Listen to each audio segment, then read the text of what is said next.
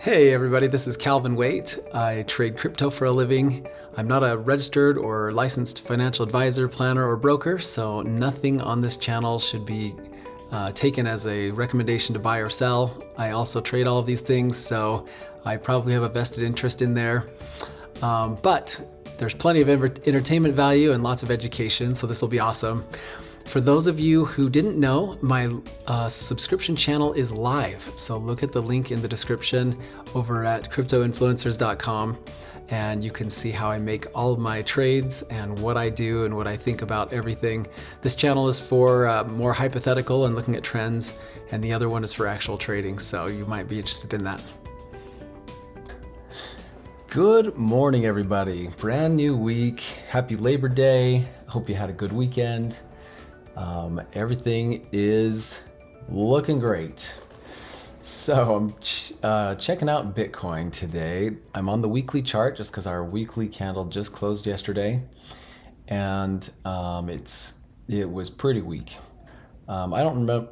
I remember showing you on the monthly chart that whenever you have a big candle like this, if you can't get above 50% as a close, you've probably got a continuation on your hands.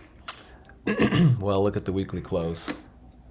We've got a pretty giant candle, big fat candle, and we had a week. We didn't get above 50%. This was very, very weak. So this is likely a continuation.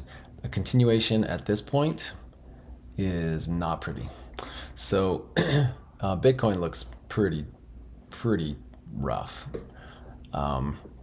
Still, I wouldn't be looking, I wouldn't be looking for a shorting opportunity. I'd be looking for a snatch on the buy side. We're too far down to be shorting anything, so I wouldn't risk that. Ethereum, on the other hand, looks completely different. Sure, we had a pretty decent candle, but we got above 50% of our weekly candle. And because of that, this might be turning around. It's very possible that we may have established a swing low. Not yet, but we may soon. And if we can establish a higher support than our prior, then we're off to the races. I mean, this is almost the makings of a cup and handle. So on the daily chart, let me go to daily.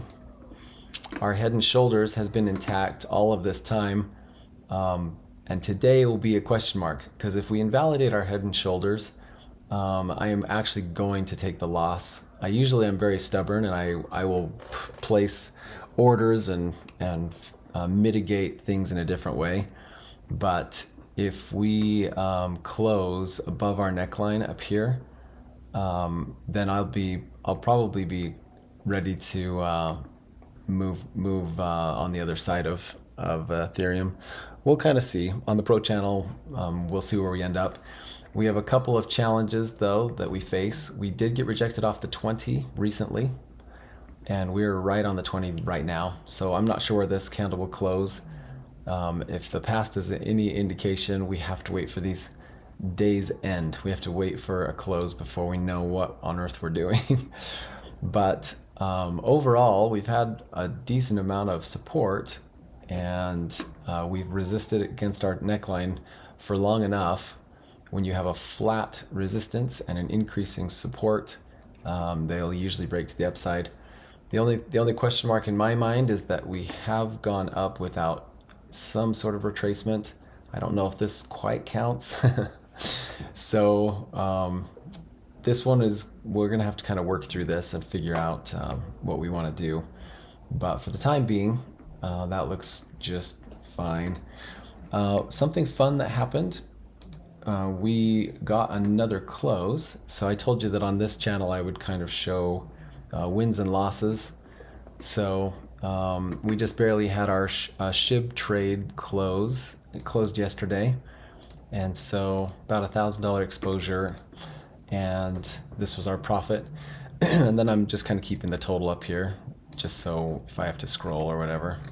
And we'll kind of look and see how well we do over time. and it's not always going to be perfect. There will be usually the 50% returns is I'm exiting an upside down trade. When we get trades that are going the right way, it's going to be beautiful. There's going to be some nice numbers on here. So, but in the meantime, we're being patient on anything that's upside down, and we're just kind of rolling with it. So a lot of coins in the yellow and red zone, not much moving. The only coins that are moving a little bit are these just handful of coins that are left. So SHIB, actually, we closed a trade, but we ended up reopening a trade because of that. Because of, we're showing a little bit of support and structure here. And then a couple of these, they're just kind of doing well. I've been kind of cheering for Atom because we've been resisting against our prior resistance, which means I would bet there's a breakout coming, and a breakout to our 200 would be pretty fun to see. Ethereum Classic, this is our bull flag that we've been watching, and I'm betting, of course you have to wait for end of day, but I'm betting this is our confirmation. There might be another leg up here. We're not looking to go long though. Anything that's way up high like this is not a long opportunity. We're waiting for a shorting opportunity, and that will come. It'll probably be months before we see a shorting opportunity on this. We need our green zone and all of that in place. Chili's, we're just kind of watching it. Luna. So I bet everyone's like, I told you so. I did go short on Luna, and you all know it. I went right here at 26,000, and so that trade is upside down for sure. But those in the pro channel, you already know what my backup plan is and what we're doing next. So this is great. I actually don't mind.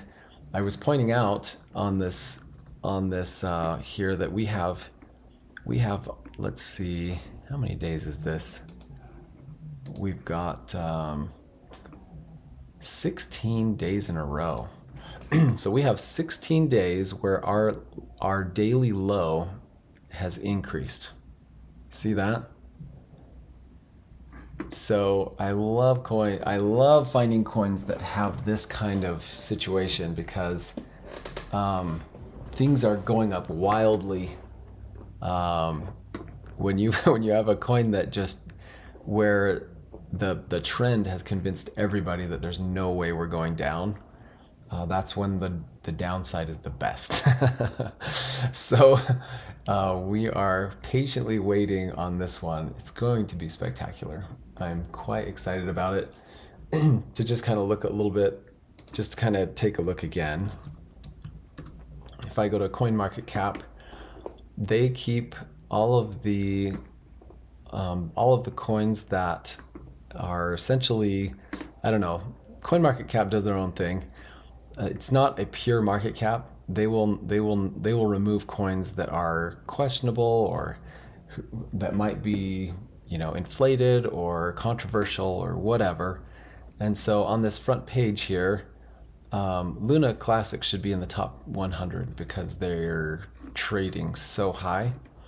But they haven't put it on there, and I think it's because of some of those things.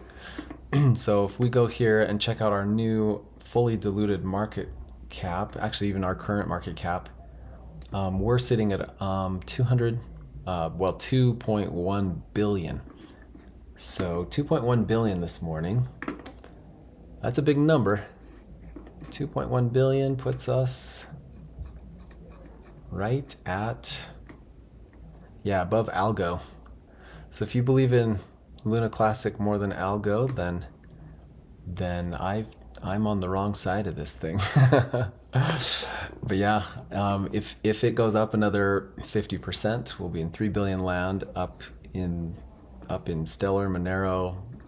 So it's crazy. We see coins show up on these, in the high rankings, and it's hard to stay there. So a lot of these that just show up and get there, they, it takes a lot to earn a place on the upper echelons of the coin market cap list. So I think eventually Luna Classic's going to have to find support somewhere. And there's no swing low, there's no swing highs at all. You can't have a swing high when you have increasing daily candles. So at some point we'll get it, and then we'll see what the other side looks like. And by then, hopefully my average is nice and high up here, and we can make a decent amount of money. So that does it for today, and we will catch you all tomorrow. Thanks for making it to the end of my video. Make sure you keep those trades small. Don't force a trade. Don't get impatient. And if you want to see how all this works, please come over and check me out on the subscription channel at cryptoinfluencers.com. Again, the link is in the description.